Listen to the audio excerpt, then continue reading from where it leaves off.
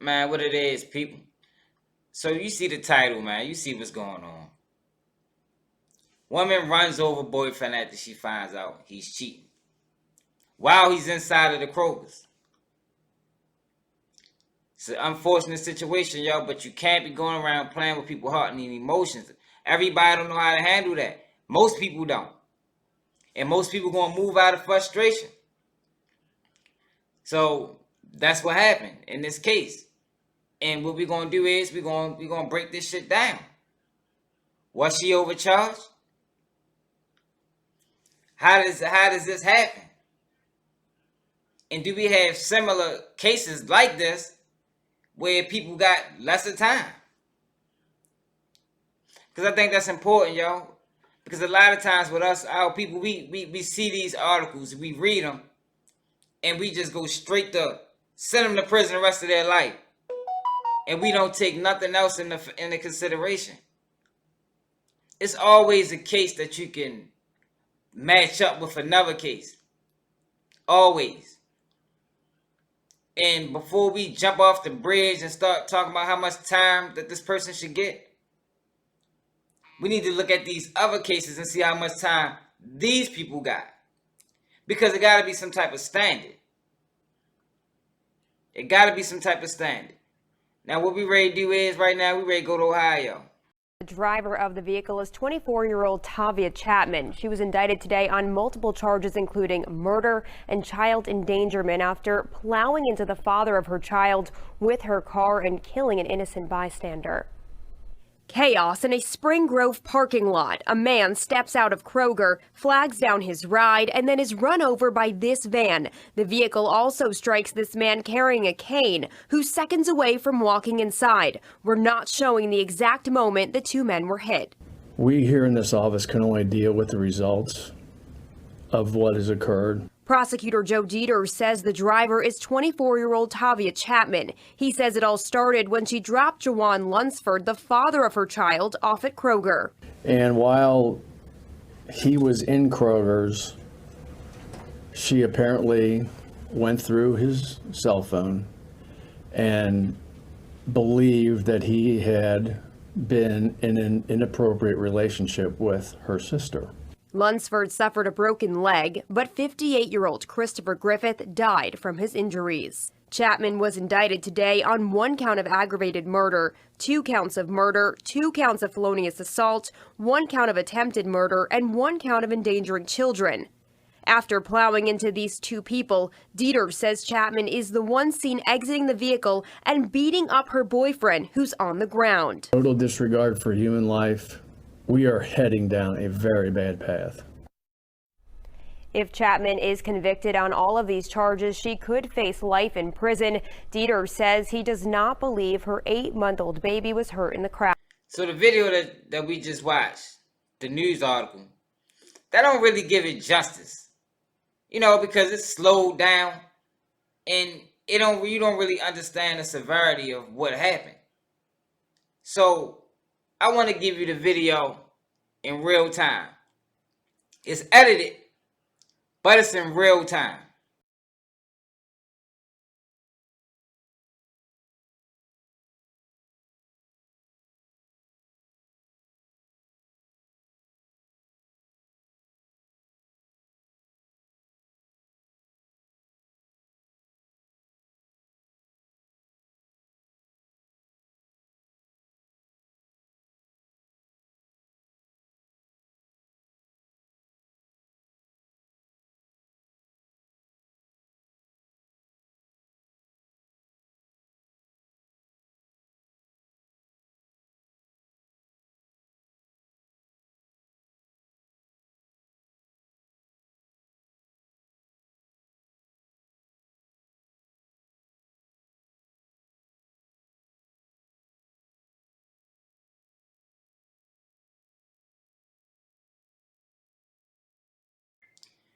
See, we got to be careful as people about who we lay down with, who we have these children with, and the people that we cross. Because everybody ain't going for that, man. You can't just do what you want to do to people, man, and not accept some type of consequence. Now, this woman acted out emotion. And in the process of acting out emotion, she lost her children. She lost herself. Because she might go to prison for the rest of her life, judging off the charges. So, yo, we got to stop being mindful, man. We got to stop just moving and just doing shit just to do it. Like, everything need to be well thought out and planned. That's how you stop yourself from making these type of mistakes, life-changing mistakes that you can't take back. So, who won? Who won in this case? All right, she got whatever she got off her chest. But in the process of that, look what she lost. She killed the innocent man, lost her children, and probably never gonna see the streets again. As a guy, imagine you enjoying your day. You know what I mean? You go inside the market, grab what you gonna get. You come outside and get hit by a goddamn car, man. Now, luckily for him, he survived. Broken leg. Probably a lot of other shit broken. Broken heart. Broken femur bone. Like, for real. It's messed up.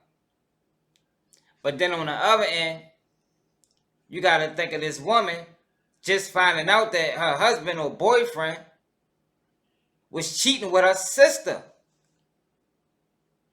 Like, that's low, y'all. I don't think it get no lower than that when it come down to a relationship, man. I mean, like, both of them completely crossed the line. Completely. So, if you put yourself in her shoes, and a man is seeing that, and my guess is she probably seen it right before he came outside, so I don't even think she really had time to think at all. She just straight moved. She went with a move soon as it popped up in her brain, which was a bad move, but she went with it.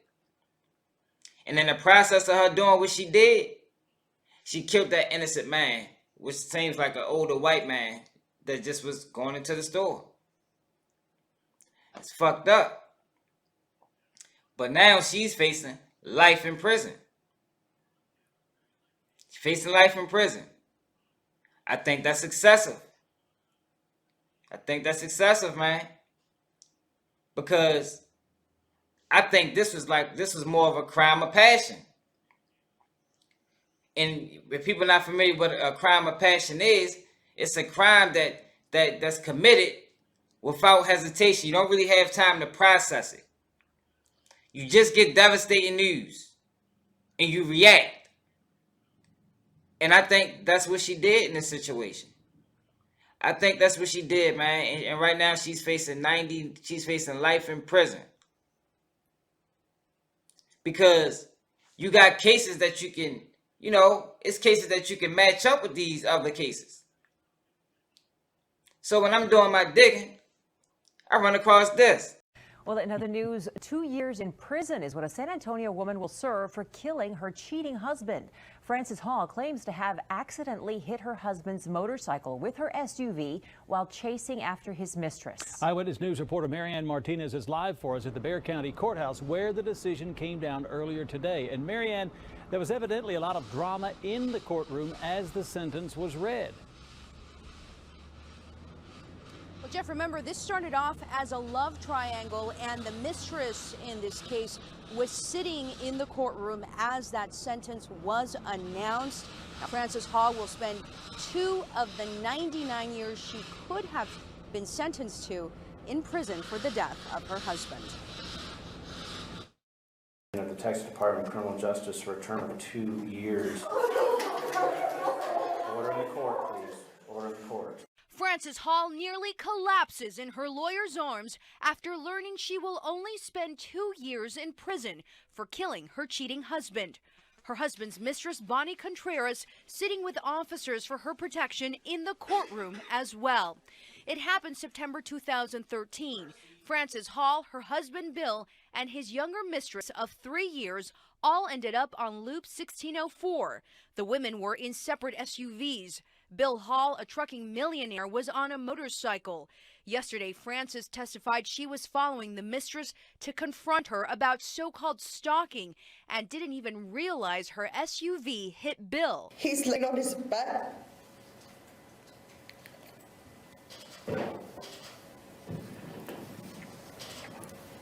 And he has blood in his mouth. And he's saying, I can't breathe. I can't breathe. In 2013, she learned of the affair with Bonnie Contreras, who sent salacious texts and photos proving they'd had sex. Save the best for last. If you want more, let me know. Now, Frances Hall was sentenced to 1 2-year term and a second 2-year term, so a total of 4 years, but the court has decided she can serve them at the same time, meaning she will only spend 2 calendar years behind bars. Similar circumstances. Wife find out her husband cheating. Tried to run the husband, tried to chase the mistress down, hit the husband. She said by mistake, but was it really? Because she wasn't in the right frame of mind. You know, you understand? When a person not in their right frame of mind, you really can't say what was intentional or by mistake. So she winds up killing her husband, facing 99 years in prison. But she only got 2. She only got 2. And I'm intrigued to see how this first incident with Tavia or something like that. I'm interested to see how this shape up. What happened with her? Because I don't think that she deserved this much time. Not life. I don't even see 50 years. If we going by law. Now morally, that's a life sentence. She was dead wrong. But they was dead wrong too. But you know, you can't just be hitting people with cars, man, when things don't go in your favor. Or you find out some devastating news. But to give her anything over 10 is fucked up, because even with the innocent guy, that's still vehicular manslaughter. It still wasn't no intent to harm him. He was just a casualty. Sad to say, but we have laws that we got to go by in this country. But a lot of times when it comes down to black people, we get over sentenced. It's like the same laws don't apply. Now, I'm willing to bet if she was a white woman that made this same exact mistake,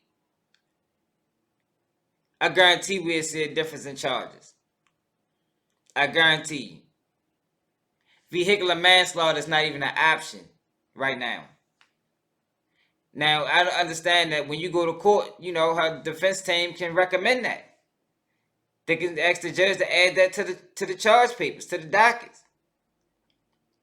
But will they do it? Because it sounds like to me, they already know bailed her. It sounds like to me the judge is treating her like she's a stone cold criminal and not somebody that made an unconscious decision or emotional decision in the time of duress. But let me know how y'all feel about this in the comments, man. Do y'all think that she should be severely punished, or should her sentence line up with this other woman's sentence that we just witnessed? Let me know in the comments, man. Make sure you subscribe to the channel, man. Support the movement. Baltimore, bitch, I'm reppin' Baltimore. Young street nigga, dope boy, I come from Baltimore. Young niggas be shining on them dirt bikes, we be wildin', sellin', scramble all the houses. About to hit the block, you know it's trapping time. Gotta watch what I say, cause they might